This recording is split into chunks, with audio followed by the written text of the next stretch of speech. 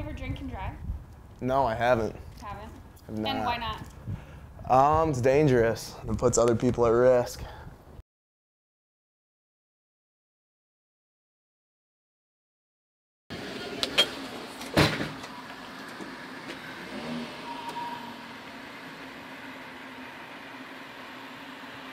Oh my God.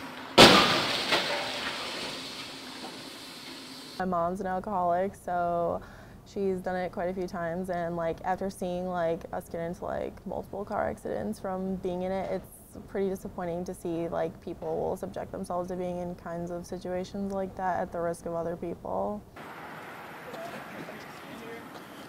Just wait until the police get here, okay? Keep recording, make sure this, hey.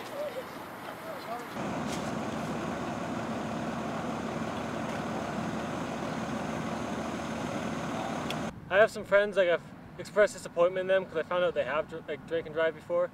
So like I've told them that, I've called them stupid and stuff, told them that was a stupid thing to do because you should never do that.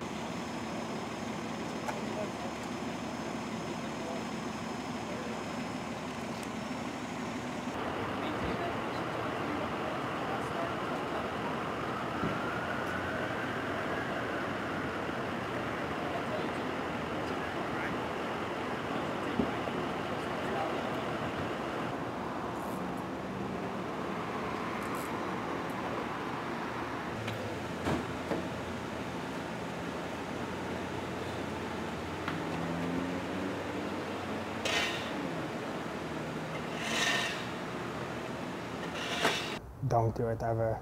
Yeah. Like, don't ever do it. Just get someone to do it. Pay them. Take the bus. Do whatever it takes. Don't drive. Most drunk drivers are pulled over after driving multiple times behind the wheel and are normally not caught within their first couple times. But it is estimated that every day, 28 people die from drunk driving incidents. On Sunday, September 28, 2014, Danny DeBaker and Andy Adams were involved in a fatal car crash. 23-year-old Kai Miller was charged with 3 felonies and 1 misdemeanor, which included homicide by vehicle, operating while intoxicated, and 2 counts of serious injury by vehicle. Adams was the driver of the other vehicle. They were crossing at the intersection of 12th and Brady Street. Miller was driving up Brady Street at around 68 miles per hour in a 35 mile per hour zone. He then collided with the other car head-on in the intersection. Adams was taken to the hospital and pronounced dead on arrival. Baker was flown to the University of Iowa Hospital with major injuries that later took his life. A roller coaster ride. You know, as a mom, your ultimate goal for your kid is to make it to heaven, you know, and to, you know, be in paradise. But you don't ever think that's going to happen, you know, before. I always think I'm going to greet them, you know. So, this has been pretty much a nightmare. During the late 70s and early 80s, drunk driving was as common as riding a bike on a nice day such as this. It wasn't until Mothers Against Drunk Driving was founded after a fatal car crash that killed a 13-year-old child that the group together enforced laws to help convict drunk drivers, pushed the drinking age to 21, and lowered the legal limit to .08. Nowadays, drunk driving is enforced heavily in every single state and is one of the most common causes of deaths on the road. It's been different, I would say. Give me just a second. I would say that it's something I think about every day. But it's giving me an appreciation for life too, probably. So that's a positive note. But man, there's just so many times, you know, at least once a day, I sit there and think, why Danny? Why Andy? After Mothers Against Drunk Driving was founded, it was estimated that 22,000 people per year in 1982 died from fatal car accidents which involved drunk driving. Today, that estimate has been cut down in half to about 10,000 a year, but that is extremely high for the enforcement that is put on drunk driving. I would say as far as actually changing my life, it's probably more of a negative thing. I think ahead to this summer a lot of times, and I'm like, I start thinking of the stuff that we would do. A lot of times it involved frisbee golfing or floating on a river. And I just know that those moments won't be the same at all.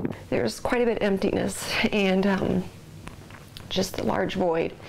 So I don't know what I do without knowing that he's in heaven and I can see him again, because every day, we wake up and we just say, one day closer, one day closer to seeing him again.